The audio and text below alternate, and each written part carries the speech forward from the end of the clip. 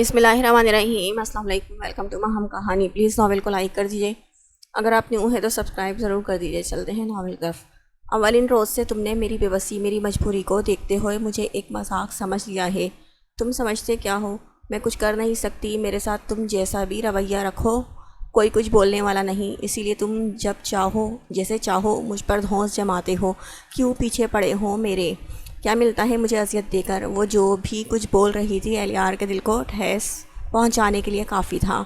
اس نے سمین کی طرف دیکھا۔ سمین کی آنکھوں میں غصے کی آگ لی اسے گھور رہی تھی۔ میری طرف سے تم اتنی بڑی غلط فہمی میں مبتلا ہو مجھے معلوم نہیں تھا۔ تمہیں اپنا سمجھتا ہوں، اپنی فیملی ممبر۔ تمہارے دکھی چہرے اور تمہیں اداس نہیں دیکھ سکتا۔ تمہارے دکھ کو، تمہاری پریشانی کو دور کرنا چاہتا ہوں، بس اتنا ہی میرا ارادہ تھا۔ الیار بہت سنجیدگی اور دکھ سے اس کے چہرے کو دیکھ رہا تھا۔ میں ہوتی کون ہوں تمہاری؟ تمہارا میرا رشتہ ہی کیا ہے جو تم مجھ سے ہمدردی جتانے بیٹھ جاتے ہو؟ میرے باپ کو میری کوئی پرواہ نہیں تو تم کس خوشی میں میرے دکھ کو ختم کرنا چاہتے ہو؟ کون ہو تم؟ بتاؤ مجھے۔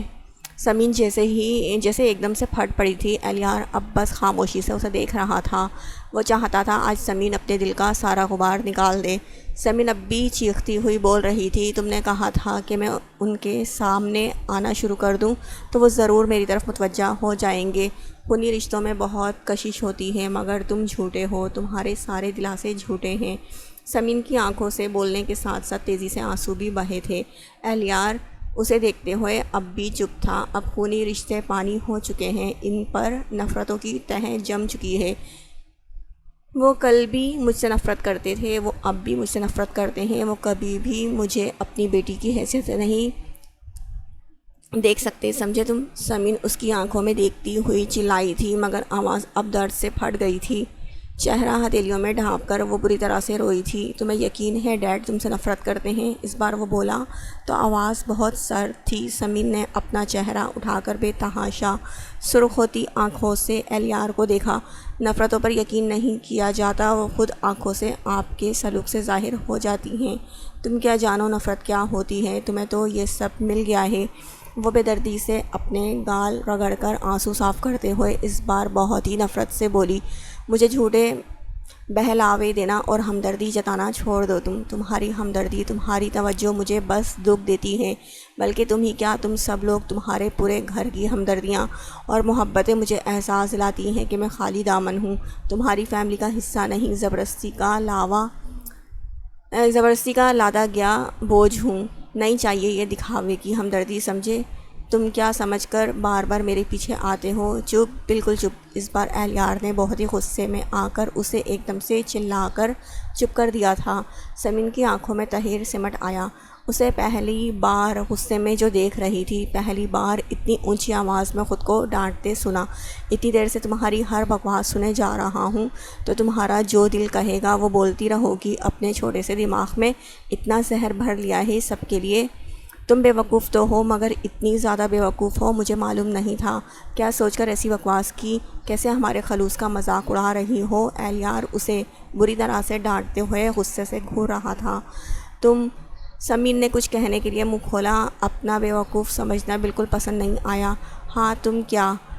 وہ اس کی آنکھوں میں دیکھ کر اس طرح سے غرایا تو سمین ڈر کر پیچھے ہوئی۔ کب دیکھا تھا اس کا یہ انداز لگ ہی نہیں رہا تھا۔ یہ وہی الیار ہے جسے پہلے روز سے بس ہنستے مسکراتے دیکھا تھا، ابھی وہ بس آگ برساتے ہوئے اسے گھور رہا تھا۔ تمہیں کیا لگتا ہے ہم سب تم سے ہمدردی کا دکھاوا کر رہے ہیں، تم سے جھوٹی محبتیں جتا رہے ہیں؟ آنکھوں میں سرخی لیے وہ اس پر جھکا تو سمین دیوار سے لگ گئی۔ سمین بی بی تم بالکل غلط ہو، جھوٹی محبتیں جتانے والے ہر وقت آپ کے لیے پریشان نہیں رہتے، وہ آپ کو خوش دیکھنے کے لیے کوشش نہیں کرتے۔ تم سے جھوٹی محبت ہوتی تو تمہاری ایک مسکراہٹ کے لیے یوں تم سے تمہاری ساری بے رخی کے باوجود بھی تمہاری پرواہ کرنا نہیں چھوڑتے۔ اس کی آنکھوں کی سرخی اور بڑھ گئی۔ اس بار سمین کی آنکھیں جھک گئیں۔ وہ اب بھی اپنی سرخ آنکھوں میں غصہ لیے اس پر غرایا، تم نے بس ڈیڈ کی بیگانگی دیکھی اور گھر میں تو کسی کو بھی اپنے ساتھ روٹ نہیں دیکھا۔ بڑی ماں، بھابھی، بھائی، بچے سب تم سے محبت کرتے ہیں، کیا ان لوگوں کی محبتوں میں تمہیں دکھاوا اور کھوٹ نظر آیا؟ بولو، کیا تمہیں وہ صرف ہمدردی لگتی ہے؟ بہت ہی چبا چبا کر بولتا اس نے سمین کا سر شرمندگی سے جھکا دیا۔ تم سے مذاق کرتا تھا، صرف تم سے دوستی کرنے کے لیے۔ تم نے کبھی میری آنکھوں میں کوئی گندگی دیکھی؟ تمہارے لیے میرے دل میں بہت عزت ہے، میری دوستی کے لیے بڑھائے گئے ہاتھ میں صرف پاکیزگی ہے اور کچھ نہیں۔ جہاں سے میں پھنسانے کے لیے نہیں، اپنے لگائے گئے بیہودہ الزام پر سمین کا سر شرم سے جھکنے لگا۔ وہ جو کہہ رہا تھا سچ کہہ رہا تھا، اس کی آنکھوں میں اتنی پاکیزگی اور خلوص ہوتا ہے کہ اس نے کئی بار خود سے اعتراف کیا تھا کہ اہلیار کی آنکھیں ہر بدی سے پاک تھیں۔ گھر میں جب سے تم آئی ہو، سب لوگ تمہیں اسی گھر کی بیٹی سمجھ کر سچے دل سے چاہتے ہیں، دکھاوا نہیں کر رہے ہیں۔ بس ایک ڈیڈ ممی کو چھوڑ کر ڈیڈ کیوں کر رہے ہیں ایسا، اس کا پتہ لگا ہی لوں گا۔ مگر ممی تو وہ آج صرف ایسی نہیں ہیں، وہ سب کے ساتھ ایسے ہی رہتی ہیں۔ تم نے دیکھا ہے ان کو کسی کے ساتھ بے تکلفی سے ہنستے بولتے، محبت جتاتے، وہ ہمیشہ ایسی ہی ہیں، تمہیں دیکھ کر نئی نہیں ہو گئی ہیں۔ وہ صرف مجھ سے محبت جتاتی ہیں تو میں ان کا بیٹا ہوں، وہ مجھ سے فطری محبت کرتی ہیں، تم اسے جھٹلا نہیں سکتی۔ اس کی سچی باتیں وہ اب شرمندگی سے رونے والی ہو گئی تھی۔ اور سب کے بعد رہ گیا میں، تو میری محبت کو تو تم کوئی گنتی میں لاتی ہی نہیں۔ آخر میں لگتا کیا ہوں تمہارا؟ اور صفائی میں کچھ نہیں کہوں گا۔ اس بار وہ ذرا سا دھیما ہو گیا۔ سمین نے سر اٹھا کر اس کی طرف دیکھا، وہ اسے اتنی بری طرح سے گھور رہا تھا کہ ڈر کر فوراً ہی پلکیں جھکا لی۔ تم نے کہا مجھے محبتیں ہی ملی ہیں، میں کیا تمہارا دکھ سمجھ سکتا ہوں؟ اوکے مانتا ہوں، مجھے محبتیں ہی ملی ہیں، بدلے میں ان محبتوں کو اور بھی محبت نہ دوں تو کیا یہ محبتیں میرا نصیب بنتی؟ اپنے ڈیڈ کے مرنے کے بعد اگر میں ڈیڈ سے اتنی محبت نہ کرتا تو کیا وہ مجھے اتنی توجہ، اتنی محبت دے سکتے تھے؟ میں نے ہمیشہ مانا ہے محبتوں کا بدلہ صرف محبت ہے۔ جو آپ کو محبت دے، اس سے کئی زیادہ آپ اس کو محبت دو تو ہی وہ چاہتیں بڑھتی رہتی ہیں۔ اور تم؟ وہ ذرا دیر کے لیے رکا۔ سمین نے پھر سے اس کی طرف دیکھا۔ ابھی تک تم بھی تو محبتوں کی چھاؤں میں تھی، مجھے یقین ہے کبھی انکل یا آنٹی کی محبت میں تم نے کوئی کمی نہیں دیکھی ہوگی، مگر ایک بار، صرف ایک بار ذرا سا آزمائی گئیں تو یوں شکوے شکایت پر اتر آئیں۔ سمین کا دل ایک دم سے کہنے لگا وہ اس کے سینے سے لگ کر پھٹ پھٹ کر رو دے۔ احساس شرمندگی تھی یا اہلیار کے ساتھ ہونے کا انوکھا احساس؟ دل کہہ رہا تھا اس کے شانے پر سر رکھ کر اپنے سارے آنسو بہا ڈالے۔ اپنے دل کی خواہش پر وہ حیران ہوتی، چپ سی اسے دیکھے جا رہی تھی، مگر اس کے ہر احساس سے انجان اہلیار بس اس کے کچھ دیر پہلے کہے گئے جملوں سے بری طرح سے بھڑکا ہوا تھا۔ لیکن تم کیا سمجھو گی؟ تم بس اسی خود اذیتی میں مبتلا رہو، میں تو تمہارا کچھ لگتا نہیں، ٹھیک ہے؟ مرو، اپنی الگ دنیا میں رہو، اسی عذاب میں۔ اب میں کچھ نہیں کہوں گا، نہیں آؤں گا تمہارے پیچھے، میں تو مذاق اڑاتا ہوں نا تمہارا، بلکہ میں کیا گھر والے بھی اب تم سے جھوٹی ہمدردی کا اظہار نہیں کریں گے، تم رہنا اپنی الگ دنیا میں۔ اس بار غصے میں وہ کچھ زیادہ ہی تلخ ہوا تھا۔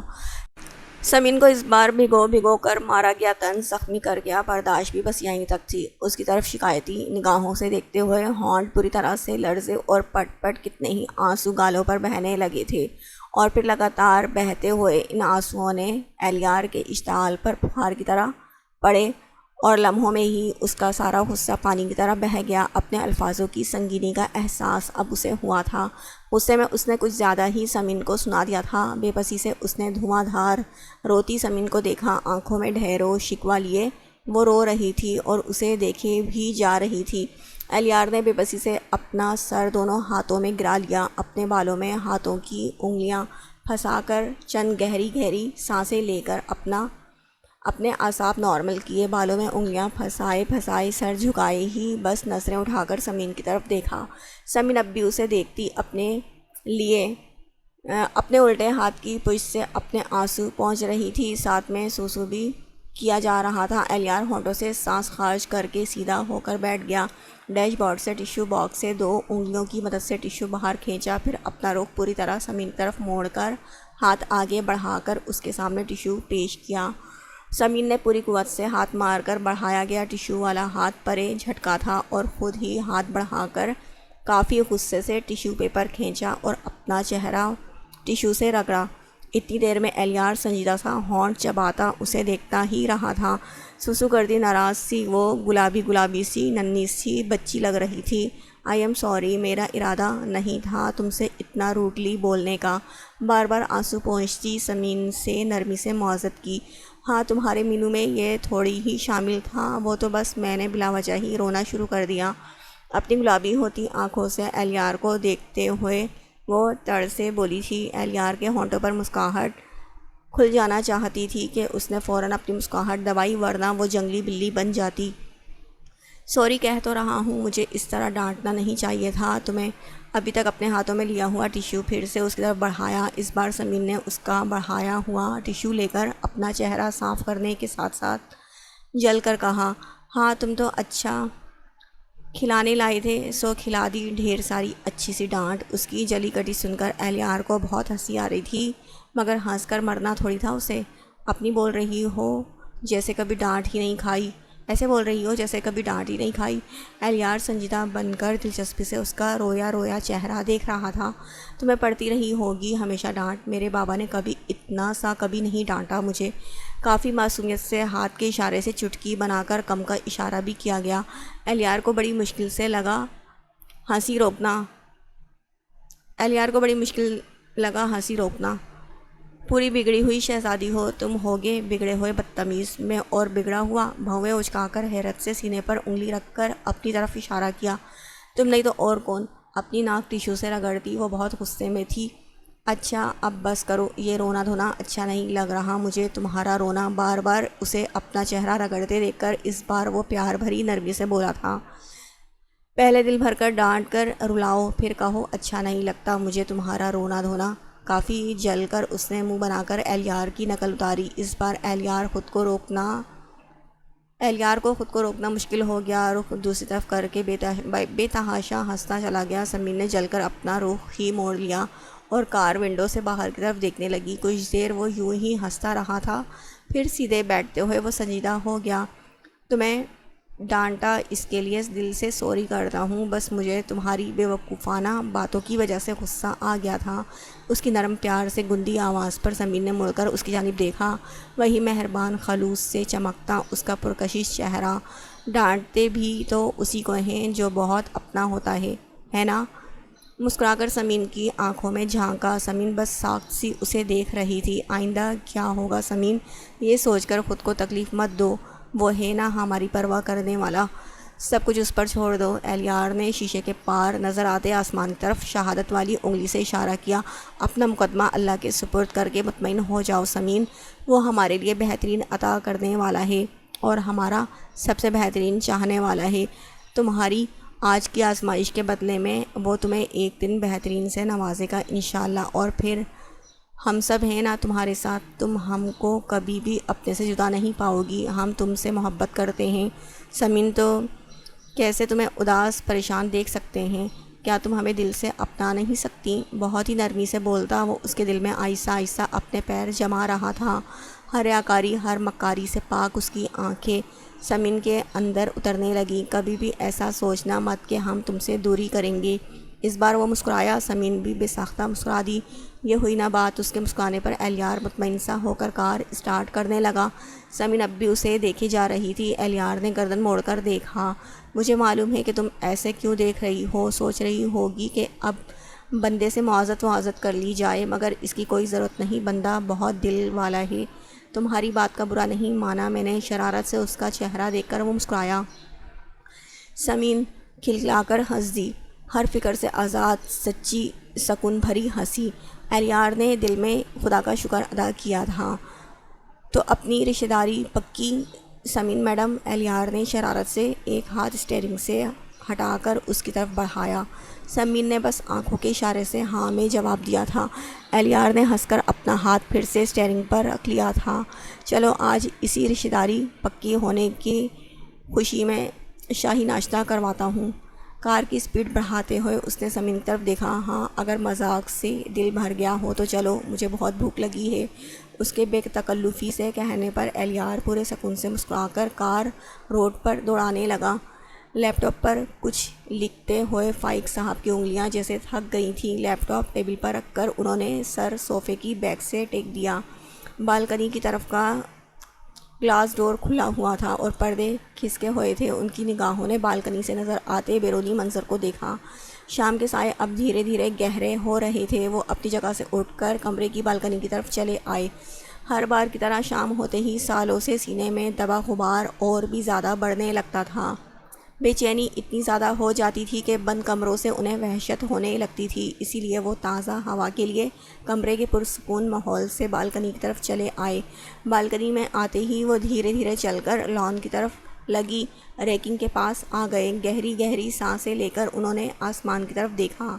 یہاں سے وہاں تک پھیلا آسمان اس وقت تاریکی میں ڈھلنے لگا تھا۔ انہوں نے سینے میں درد سا اٹھتا محسوس کیا۔ ان کے سینے میں جو راز دفن تھے وہ اب ساری مصلحتوں کو ترک کر کے باہر آ کر تباہیاں مچا دینا چاہتے تھے، مگر یہ طوفان پھر سے ان کی ہی زندگی میں تباہیاں لا سکتا ہے، اور اسی مجبوری نے ان کے ہونٹوں پر قفل لگا دیا تھا۔ سینے میں چھپے درد نے تکلیف دی تو انہوں نے اپنے سینے کو مسلا تھا۔ آنکھیں بند کر کے گہری سانس لے کر خود کو نارمل کیا اور اپنی پینٹ کی پاکٹ سے سگریٹ کا پیکٹ نکالا۔ کچھ ہی دیر میں وہ سگریٹ منہ سے لگائے گہرے گہرے کش لے رہے تھے۔ انہوں نے پھر سے نیچے لان کی طرف نگاہ دوڑائی۔ چاروں طرف نگاہیں دوڑاتے ہوئے ان کی نگاہ لان میں ایک طرف کھیلتے دوڑتے بچوں اور ایلیار پر پڑی۔ ایلیار بچوں کے ساتھ مل کر فٹ بال کھیل رہا تھا، انہی کے ساتھ بچہ بنا ادھر سے ادھر دوڑتا اور بچے اس کے پیچھے دوڑ رہے تھے۔ فائق صاحب کے ہونٹوں پر مسکراہٹ آ گئی۔ ان لوگوں کو بڑی محبت بھری نظروں سے دیکھتے دیکھتے ان کی نگاہ لان میں آتی سمین پر ٹک گئی تھی۔ دور ہی سے کچھ بولتی وہ ان لوگوں کی طرف بڑھ رہی تھی۔ غور سے سمین کو دیکھتے ہوئے انہیں پہلی بار وہ بہت خوش لگی تھی۔ ہاتھوں میں شاید اس نے بچوں کے کھانے کے لیے کچھ لیا ہوا تھا۔ انہی کو بلا رہی تھی۔ انہیں حیرت کا جھٹکا تب لگا جب وہ ہونٹوں پر مسکراہٹ لیے جا کر بچوں کے پاس گئی اور ایلیار نے بڑی بے تکلفی سے اس کے ہاتھوں سے پلیٹ اچک لی۔ بجائے ناراض ہونے کے وہ ہنستے ہوئے ایلیار سے کچھ کہہ رہی تھی۔ سمین کو انہوں نے کبھی بھی ایلیار کے ساتھ اس بے تکلفی سے باتیں نہیں کرتے دیکھا تھا۔ ان کی حیرت میں اور بھی اضافہ ہو گیا جب ایلیار اور سمین ایک دوسرے کے پاس کچھ فاصلے پر لان چیئر گھسیٹ کر بیٹھ گئے۔ سمین کی مسکراہٹ، ایلیار کا سرشار چہرہ، فائق یک ٹک ادھر ہی دیکھ رہے تھے۔ ان دونوں کی دوستی دیکھ کر بالکل بھی نہیں لگ رہا تھا کہ ابھی کچھ دنوں پہلے ان دونوں کے بیچ بات بھی برائے نام کی ہوتی رہی ہوگی۔ ایلیار جھک جھک کر اس کے کان کے پاس کچھ کہتا اور سمین اپنی کھلکھلاہٹ روک نہیں پاتی۔ فائق کو یقین تھا ایلیار بہت جلد سمین کو اپنی دوست بنا لے گا، مگر اتنی جلدی ایلیار اس سے دوستی کر لے گا انہیں یقین نہیں ہو رہا تھا۔ دونوں ایک ساتھ بیٹھے انہیں کسی کی بڑی شدت سے یاد دلا گئے تھے۔ آنکھوں میں بہت کچھ جلنے لگا۔ وہ اسی طرح کھوئے رہتے کہ تبھی کانوں میں اپنے موبائل کی رنگ کی آواز پڑی تھی۔ ان دونوں کو دیکھتے دیکھتے وہ مڑ کر دوبارہ کمرے میں آ گئے۔ بیڈ کے پاس ہی سائڈ ٹیبل سے اپنا موبائل اٹھا کر اسکرین دیکھی۔ مبین کالنگ لکھا آ رہا تھا۔ ہاں بولو مبین۔ اپنے کان سے موبائل لگاتے ہی وہ سنجیدگی سے بول کر پھر سے بالکنی کی طرف چلے آئے۔ لان کا منظر اب بھی وہی تھا جیسے وہ چھوڑ کر گئے تھے۔ عادل اور عاقب اب وہاں نہیں تھے اور وہ دونوں دنیا سے بے خبر خود میں گم تھے۔ مبین سے باتیں کرتے ہوئے وہ لگاتار ادھر ہی دیکھے جا رہے تھے۔ روم کا دروازہ کھولتے ہی نگار نے سب سے پہلے روم میں فائق کو ڈھونڈا تھا۔ وہ کمرے میں دکھائی نہیں دے رہے تھے مگر ان کی آواز بالکنی سے آ رہی تھی۔ نگار آہستہ قدموں سے بالکنی کی طرف بڑھی تھی۔ اچھا مبین، بعد میں بات کرتا ہوں۔ ان کے آنے کی خبر فائق کو ہو چکی تھی، اسی لیے انہوں نے لمحوں میں ہی بات ختم کر دی تھی۔ نگار بس انہیں دیکھ کر رہ گئی تھی۔ کوئی کام تھا تم کو؟ موبائل کان سے الگ کرتے ہوئے مڑ کر نگار کے چہرے کو دیکھتے ہوئے انہوں نے سوال پوچھا تھا۔ ڈنر پر کب جانا ہے اس لیے پوچھنے آئی تھی، وہ بولتی ہوئی وہیں آ کر کھڑی ہوئی جہاں سے لان کا نظارہ نظر آ رہا تھا۔ نگار کی نگاہ بھی ایک دوسرے کے قریب بیٹھے باتیں کرتے سمین اور ایلیار پر پڑ گئی تھی۔ کچھ زیادہ ہی دوستی نہیں ہو گئی ہے اس لڑکی سے ایلیار کی۔ اس سے پہلے کہ وہ کچھ بولتی فائق بول اٹھے تھے،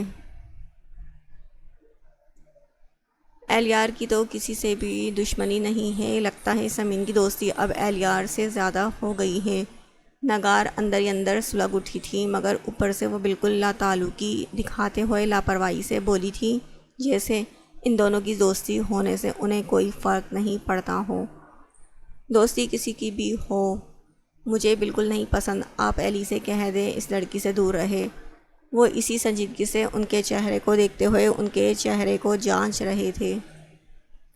آپ کیوں نہیں کہہ دیتے اپنی بیٹی سے کہ آپ کو یہ سب پسند نہیں؟ نگار نے مڑ کر بہت ہی طنزیہ انداز میں انہیں دیکھا تھا۔ تم نے دیکھا ہے اس سے باتیں کرتے ہوئے مجھے؟ اس بار کہہ کر وہ رکے نہیں، تیز قدموں سے چل کر بالکنی سے روم میں آ گئے۔ صوفے پر بیٹھ کر انہوں نے دوبارہ لیپ ٹاپ کھول لیا۔ نگار بھی ان کے پیچھے روم سے چلی آئی۔ آپ کو سمین سے کہنے میں کیا پریشانی ہے؟ آفٹر آل آپ کی بیٹی ہے وہ۔ نگار چپتی ہوئی نظروں سے انہیں دیکھ رہی تھی۔ نگار کو دوسروں کے زخموں کو کریدنے میں نہ جانے کیا مزہ آتا تھا۔ فائق نے جلتی نظروں سے انہیں دیکھا۔ وہ میری کوئی بیٹی نہیں لگتی، انہوں نے کافی سرد انداز سے ان کو دیکھ کر کہا۔ لگتی کچھ نہیں ہے، اور اس گھر میں بڑے شوق سے لا کر بٹھا دیا ہے۔ ان کی طنزیہ باتیں۔ اس بار فائق نے زور سے لیپ ٹاپ بند کیا تھا۔ تمہیں اعتراض کس بات پر ہے؟ یہاں لانے پر یا اہلیار سے دوستی پر؟ بہت ہی چپتا ہوا سوال تھا ان کا۔ اعتراض مائی فوٹ، وہ رہے یا نہ رہے۔ نگار تڑک کر جواب دیتی مڑ کر الماری کی طرف بڑھ گئی۔ فائق کڑواہٹ سے مسکرا دیے۔ جانتے تھے نگار کتنی بے بس تھی ان کا ہر فیصلہ ماننے کے لیے۔ زین نے ان کے پر جو کاٹ دیے تھے، سارے اختیارات فائق کو سونپ کر۔ تمہیں اعتراض ہو یا نہیں ہو، سمین اسی گھر میں رہے گی، بس تم اہلیار کو سمجھا دو اس سے دور رہے جتنا ممکن ہو۔ بڑے سکون سے نگار سے کہہ کر انہوں نے پھر سے لیپ ٹاپ کھول لیا تھا، اور جیسے وہ مان جائے گا، اسے تو ہمدردی کا بھوت چڑھا ہوا ہے، اور آپ کی بیٹی کو تو دوسروں کی ہمدردی حاصل کرنے کا بڑا ہنر آتا ہے۔ نگار اسی زہریلی آواز میں بولی، اور فائق بس اس کی پشت کو گھورتے خود پر کنٹرول کر رہے تھے۔ اہلیار سے کہہ دیں کہ ڈنر پر چلنا ہے، اچانک سے ان سے کہہ کر وہ موبائل اٹھا کر دیکھنے لگے۔ نگار نے مڑ کر فائق کو دیکھا تھا۔ ڈنر پر جانے کے لیے، وہ بھی ایلی سے؟ آپ کو معلوم ہے وہ کتنا بھاگتا ہے پارٹیوں سے؟ نگار لاپرواہی سے کہہ کر اپنا ڈریس چیک کرنے لگی جو آج کی شام انہیں پہننا تھا۔ تم کہہ دو، میں نے کہا ہے، انکار نہیں کرے گا ایلی، فائق کہہ کر موبائل میں ضروری میسیجز چیک کرنے لگے۔ نگار سر جھٹک کر اپنی جیولری وغیرہ سلیکٹ کرنے میں لگ گئی تھی۔ چھوٹے صاحب آپ کو بڑے صاحب اور میڈم بلا رہے ہیں۔ اہلیار اپنے کمرے میں بڑی بے دلی سے تیار ہو رہا تھا کہ ملازم فرمان لے کر ان کے دروازے پر کھڑا ہو گیا تھا۔ ملازم کے اپنا بلاوا پہنچانے پر اہلیار نے جھنجھلا کر پہلے ملازم پھر اپنی کلائی میں بندی گھڑی دیکھی۔ کہہ دو آ رہا ہوں۔ یہ اچھی زبردستی مچا رکھی ہے ممی ڈیڈ نے، جب معلوم ہے مجھے نہیں پسند پھر بھی آرڈر دے ڈالا کہ تمہیں چلنا ہے، تمہارے ہی اعزاز میں ڈنر ہے۔ ان لوگوں کو معلوم نہیں آج کا دن میرے لیے کتنا اہم ہے، مگر اس میں یہ بیہودہ پارٹی گھس آئی۔ وہ شرٹ کے کف لنکس بھی بند کر رہا تھا اور لگاتار بڑبڑا بھی رہا تھا۔ بیزاری صرف اس کے چہرے سے نہیں، اس کے ہر انداز سے ظاہر ہو رہی تھی۔ بالوں میں برش پھیرتے ہوئے وہ دل میں اپنا پروگرام چوپٹ ہونے پر جھنجھلا رہا تھا۔ میں کہہ دوں بڑے صاحب سے آپ آ رہے ہیں؟ جب سنتے ملازم نے ادب سے پوچھا۔ نہیں، کہہ دو کہ چھوٹے صاحب کی جگہ میں خود چل رہا ہوں۔ اس کی جھلاہٹ بھرے جواب پر ملازم نے تعجب سے سر اٹھا کر اس کا چہرہ دیکھا۔ اہلیار اپنا کوٹ بیڈ سے اٹھاتے ہوئے ملازم کا چہرہ دیکھ کر ہنس پڑا۔ ملازم اب اطمینان سے مسکرا دیا، اپنے چھوٹے صاحب کے مزاج سے آشنا جو تھا۔ تم سچ میں یار میری جگہ چلے جاؤ۔ اس بار ملازم کو ہنسی آ گئی۔ چھوٹے صاحب کی پارٹیوں والی بیزاری سب کو پتہ تھی، سب کو معلوم ہے کہ مجھے پارٹیوں سے نفرت ہے، مگر ممی ڈیڈ کو نہیں۔ اہلیار بیڈ پر بیٹھ کر جوتے پہننے کے ساتھ ساتھ بار بار جھنجھلا بھی رہا تھا۔